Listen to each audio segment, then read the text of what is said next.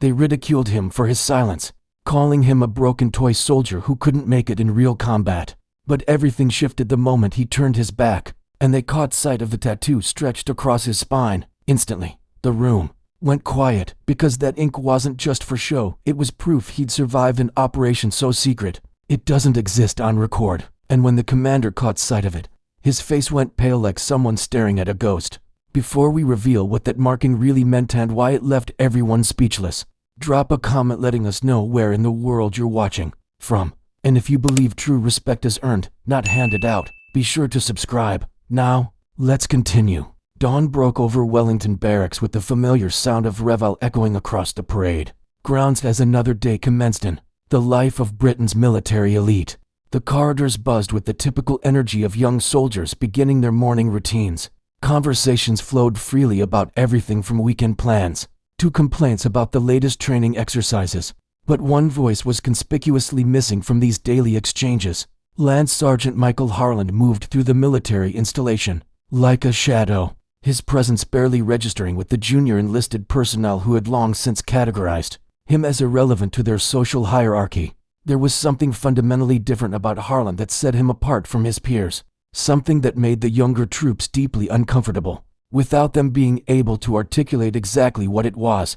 His demeanor was perpetually serious, his responses minimal, and his eyes held a quality that suggested he was always somewhere else, seeing things that others couldn't perceive. While his fellow soldiers engaged in the usual barracks banter and camaraderie, Harland maintained a distance that seemed both deliberate and impenetrable. His daily routine was executed with clockwork precision, every task completed flawlessly, every piece of equipment maintained to exacting standards, every aspect of his military bearing beyond reproach. This meticulous attention to detail should have earned him respect from the junior personnel, but instead, it became ammunition for ridicule. The young recruits, fresh from basic training and eager to establish their place in the social order, saw his perfectionism as pretentious rather than professional. They began referring to him as the Machine or Iceman, nicknames that started as observations but quickly evolved into tools of mockery. Private Thompson, a cocky 20-year-old who had quickly established himself as the unofficial comedian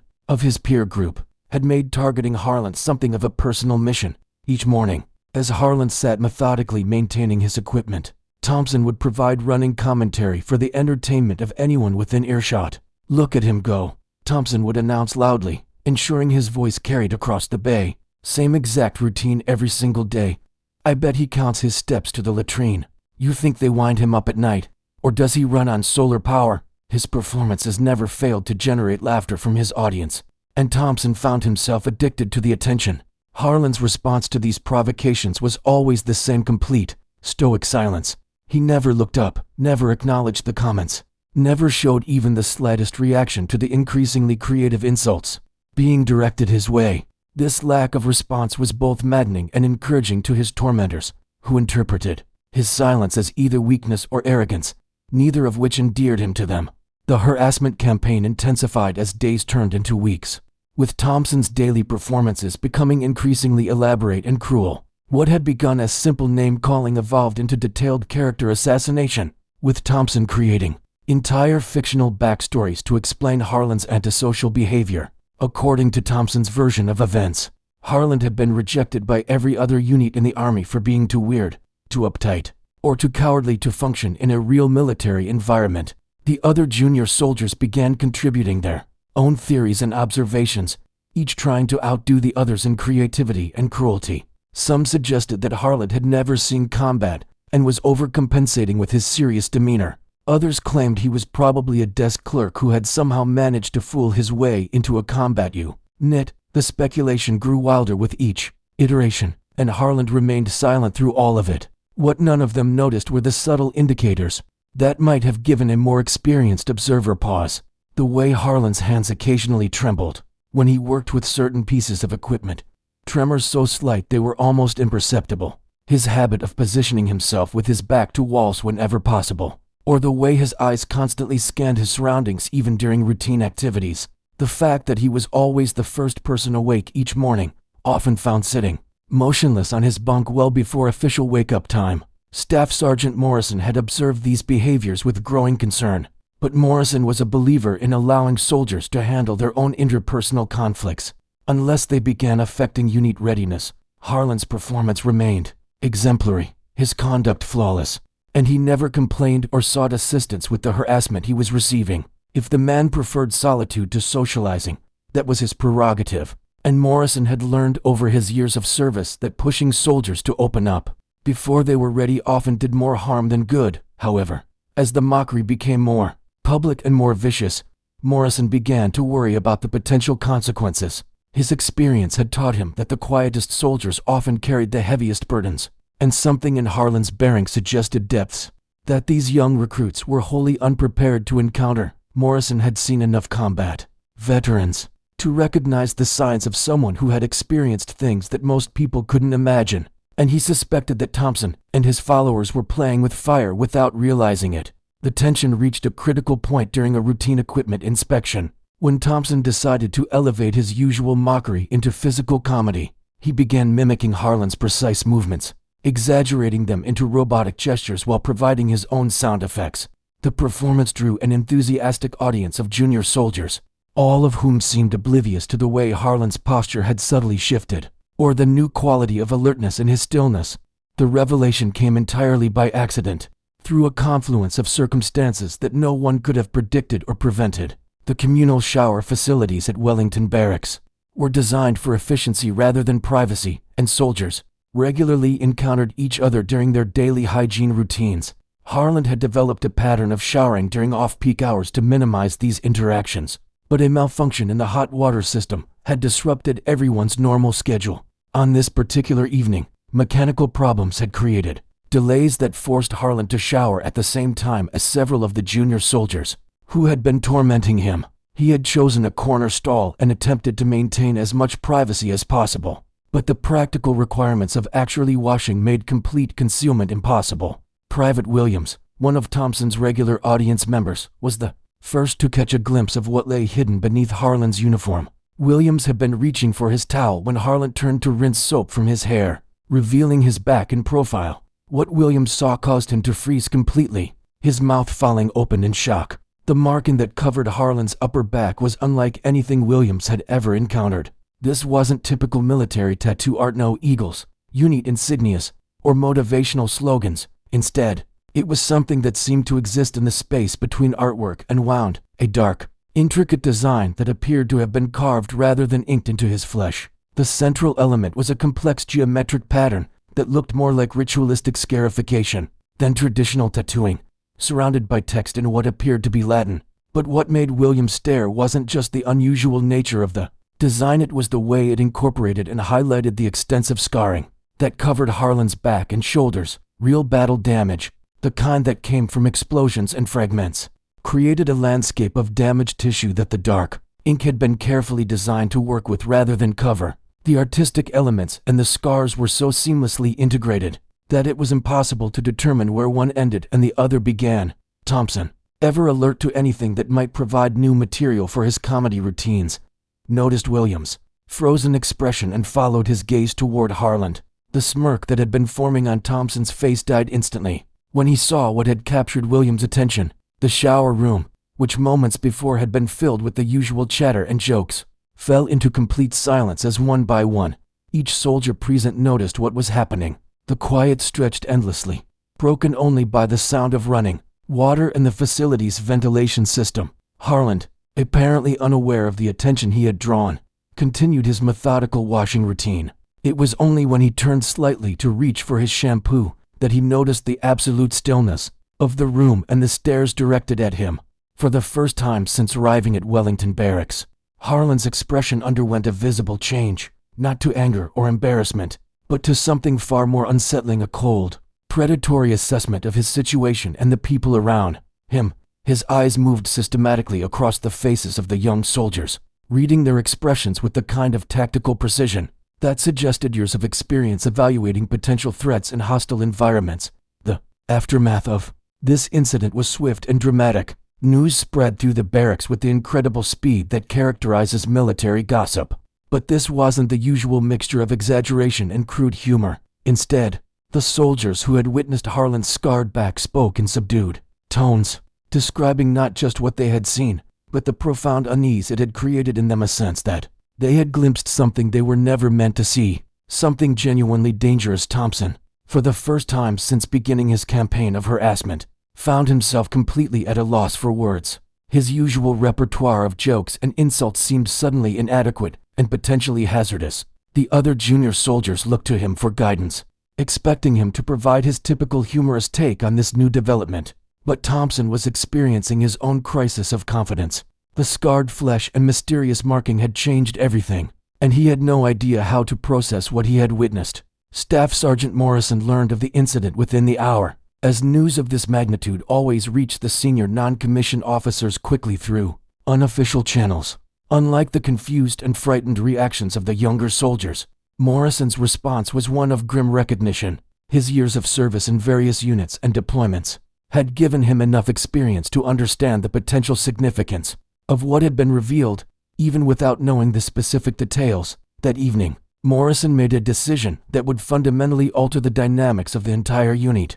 Rather than allowing the situation to fester and potentially explode into something uncontrollable, he called for an emergency company formation. Every soldier was assembled in the main briefing room, with Harland notably absent from the gathering. The troops filed in with unusual solemnity, their typical pre-briefing conversations replaced by nervous whispers and speculative glances. Morrison positioned himself at the front of the room, his weathered face displaying a seriousness that the soldiers had rarely seen before. He waited until the space was completely silent before beginning to speak, his voice carrying the weight of decades of military experience and hard-won wisdom. Morrison's address began with a sobering reality check that caught the assembled soldiers completely off guard. He spoke of military units that existed outside the normal command structure, operations that never appeared in official reports, and personnel who served their country in ways that could never be publicly acknowledged or celebrated. The room remained absolutely silent as Morrison painted a picture of a shadow world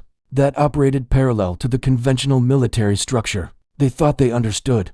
There are soldiers serving in this army who will never receive public recognition for their sacrifices, Morrison began, his voice steady and authoritative. They volunteer for assignments that offer no glory, no medals, and no homecoming parades. They deploy to locations that don't appear on maps, engage in activities that can never be discussed, and accept risks that most people can't even imagine. Morrison paused to let his words register before continuing with his explanation. Lance Sergeant Harland is one of those individuals. That marking you observed isn't some kind of decorative body art, chosen during a weekend of poor judgment. It represents the only memorial his former unit will ever receive, because according to official records, they never existed in the first place. The staff sergeant went on to describe, in carefully sanitized terms, the existence of highly specialized military units that operated under complete secrecy. He explained selection processes that made standard military training appear elementary by comparison, psychological evaluations designed to identify only the most mentally resilient candidates, and mission parameters that required personnel to make decisions that would haunt them for the remainder of their lives. The individuals who serve in these capacities understand from the beginning that they're sacrificing more than just their normal lives.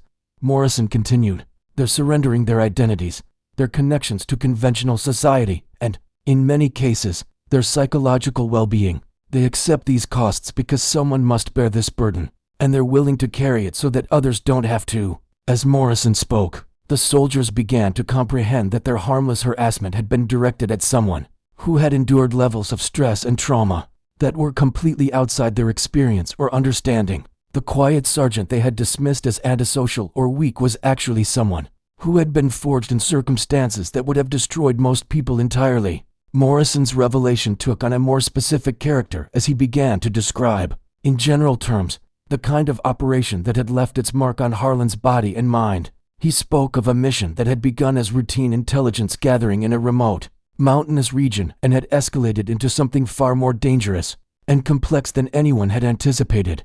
The story that Morrison revealed was both more and less than the complete truth, constrained by security requirements, but detailed enough to convey the essential reality of what had occurred. He described a 12-man reconnaissance team that had been inserted into hostile territory with minimal support and maximum operational security. Their mission had been to gather intelligence on enemy movements and capabilities, while remaining completely undetected. What began as a standard surveillance operation became something entirely different when circumstances on the ground changed dramatically, Morrison explained, his voice dropping to ensure that every soldier had to strain to hear his words. The team found themselves cut off from extraction, surrounded by hostiles, and faced with impossible choices about mission completion versus personnel survival. Morrison went on to describe, in carefully chosen language, an engagement that had lasted for days rather than hours, with the reconnaissance team fighting both to complete their mission and to stay alive long enough for rescue. He painted a picture of professional soldiers operating under extreme stress, making split-second decisions that meant the difference between life and death for themselves and their teammates. When the extraction finally came, Morrison continued, only 3 members of the original 12-man team were still alive. Lance Sergeant Harland carried 2 of his wounded teammates through 6 miles of hostile territory, under constant enemy fire, despite having sustained significant injuries of his own, including a dislocated shoulder and severe concussion from an improvised explosive device. The silence in the room was now profound and complete.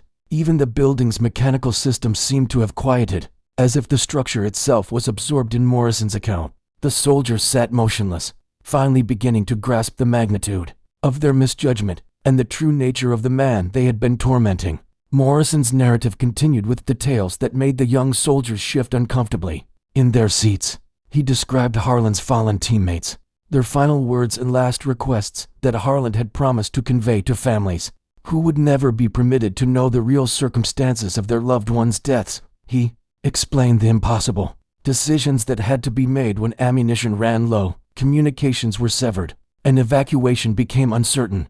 The men who didn't return home are buried in classified cemeteries that their families will never be allowed to visit, Morrison stated flatly. Their names don't appear on any memorial walls or honor rolls. Their official service records show training accidents or medical discharges. They died serving their country, but their country can never publicly acknowledge their sacrifice. As Morrison's briefing continued, the soldiers began to understand that Harland's silence and social isolation weren't personality defects, but rather the psychological aftermath of carrying secrets that could never be shared, grief that could never be properly processed, and trauma that had no acceptable outlet for healing. Every joke they had made, every insult they had directed at him, had been an assault on wounds that were still bleeding years after the events that had caused them. Morrison's tone acquired an edge of barely controlled anger as he addressed the specific soldiers who had been leading the harassment campaign. His words were chosen carefully, but their meaning was unmistakable as he explained what their behavior had really represented. You interpreted silence as weakness, Morrison said, his eyes moving deliberately across the faces of Thompson and his followers. Let me explain what silence actually means in this context. It means having the self-discipline to maintain operational security when everything inside you wants to scream.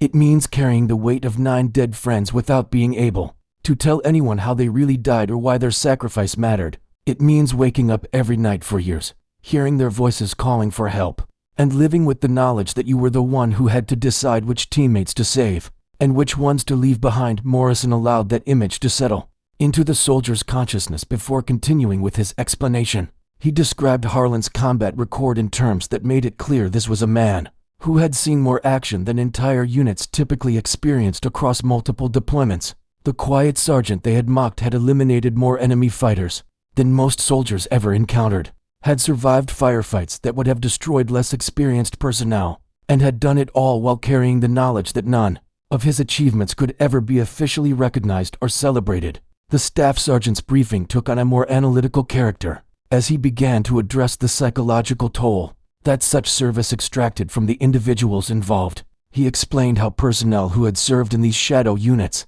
often struggled to readjust to conventional military life, much less civilian society. The skills and mental conditioning that made them invaluable in combat situations: hypervigilance, emotional detachment, the ability to make life and death decisions without hesitation became serious liabilities in peacetime environments. When you've spent months operating in locations where the smallest mistake results in death, it becomes difficult to generate enthusiasm for inspection schedules and mess hall regulations. Morrison observed, when you've carried dying friends out of hell itself, it's challenging to get excited about weekend passes and recreational activities. That's not antisocial behavior, that's survivor guilt and combat trauma. That can never be properly treated because officially, it never occurred.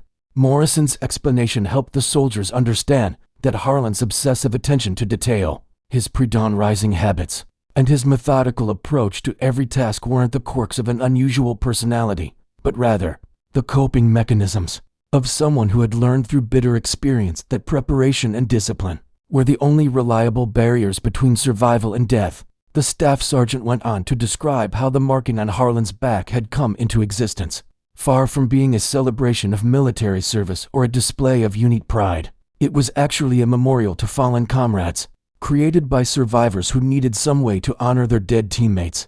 In a world that couldn't officially acknowledge their sacrifice or even their existence, that ink was applied by the team medic, using improvised equipment in a safe house during the 3 days they waited for extraction. Morrison revealed, his voice taking on a more personal tone.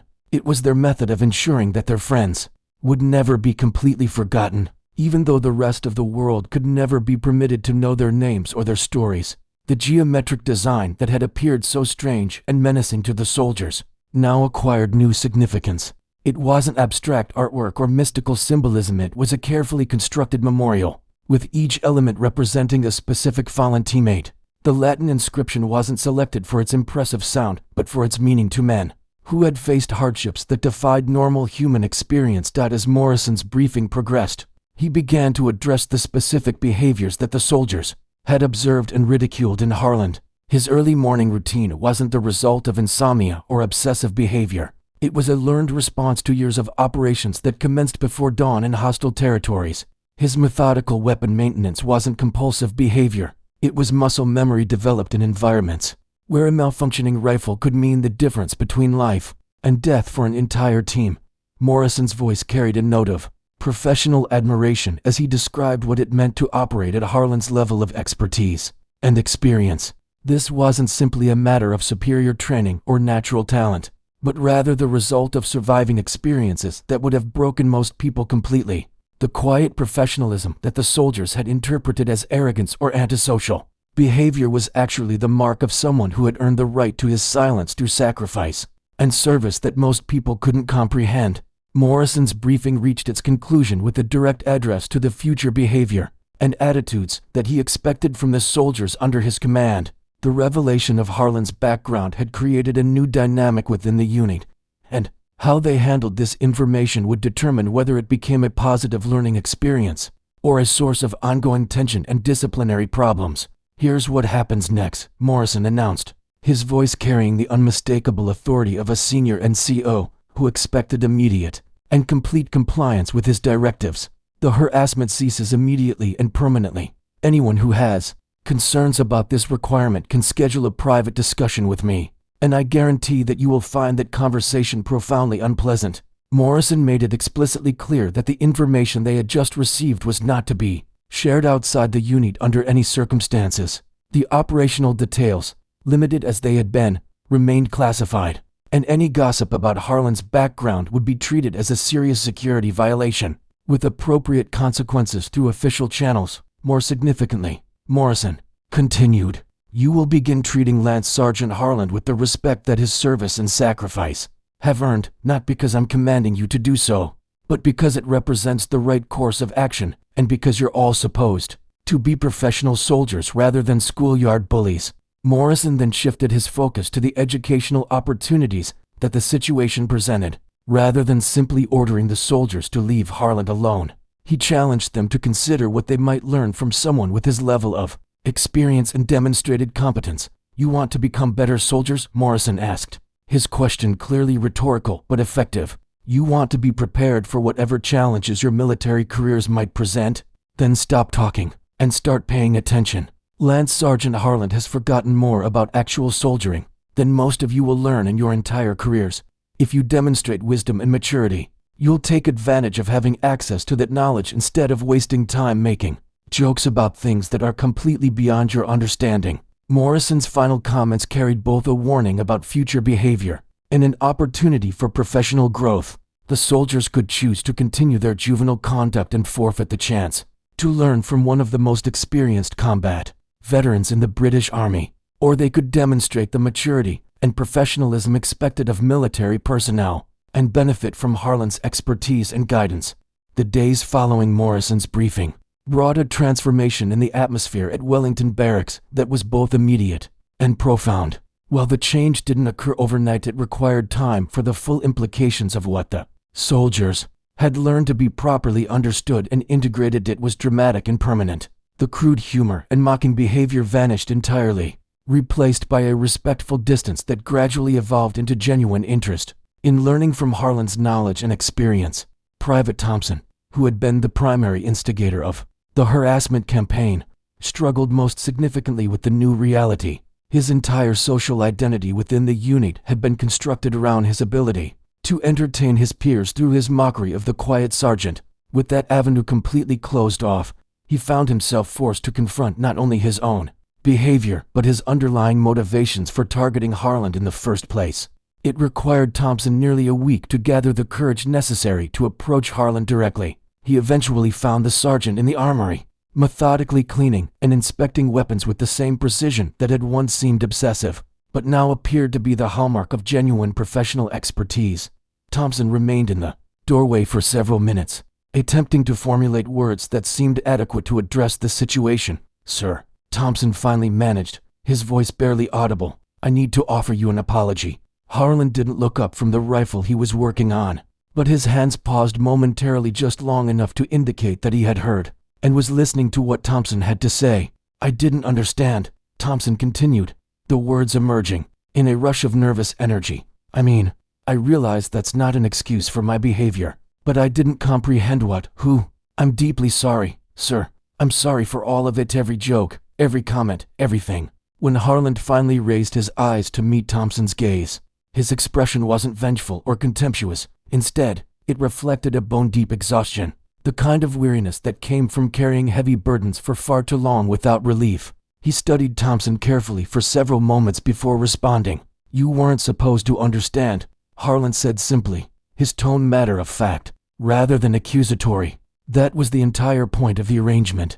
The conversation that followed was brief but significant in its implications. Harlan didn't deliver lectures about respect or consequences. Instead, he explained that Thompson's behavior hadn't caused him personal damage. He had endured far worse treatment in other contexts, but that it had revealed concerning things about the unit's readiness and professional maturity from an operational standpoint. Over the following weeks, other soldiers began approaching Harlan with questions and requests for guidance and instruction. What had started as awkward attempts at making amends gradually developed into genuine mentorship relationships that benefited both parties. Harlan, for his part, seemed to respond positively to the change in unit atmosphere, becoming progressively more involved in training activities and more willing to share his knowledge. When asked appropriate questions, the transformation of the unit's professional culture became most evident during practical training exercises. Harlan's participation changed the entire character of these events, from routine drills into intensive learning experiences that challenged the soldiers in ways they had never experienced. His approach to training was fundamentally different from what they had encountered previously, more focused on practical applications and real-world scenarios rather than parade ground precision and theoretical knowledge. During a nighttime patrol exercise, Harlan demonstrated techniques for moving silently through various types of terrain, skills that the soldiers hadn't even known existed within military doctrine. He showed them how to read landscape features for signs of disturbance or danger, how to identify safe routes through potentially hostile areas, and how to communicate using hand signals that were far more sophisticated than anything they had learned during their basic training. The soldiers began to understand that there existed an entire level of military expertise that they had never been exposed to previously, skills that transcended the basics of marksmanship and drill movements that had comprised the bulk of their formal education. Harlan's instruction focused on survival in hostile environments, on thinking tactically rather than simply following orders, and on developing the kind of situational awareness that could determine the difference between mission success and catastrophic failure in actual combat situations. What impressed the soldiers most profoundly was Harlan's ability to make complex tactical concepts both understandable and applicable to their own situations. He didn't simply demonstrate techniques. He explained the reasoning behind them and helped the soldiers understand how to adapt them to different circumstances and environments.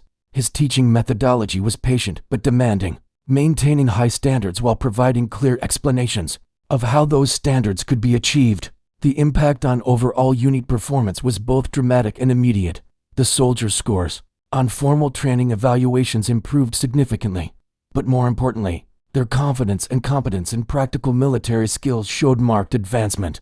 That was evident to all observers. They began to carry themselves differently, with the kind of quiet professionalism that comes from genuine competence, rather than superficial bravado or youthful enthusiasm. As months passed, the story of Lance Sergeant Michael Harland became a defining legend within Wellington Barracks, but it evolved into something far different from what might have emerged from the initial gossip and speculation. Rather than wild tales about mysterious backgrounds and secret missions, it became a story about professionalism, sacrifice, and the complex realities of military service in an increasingly dangerous world.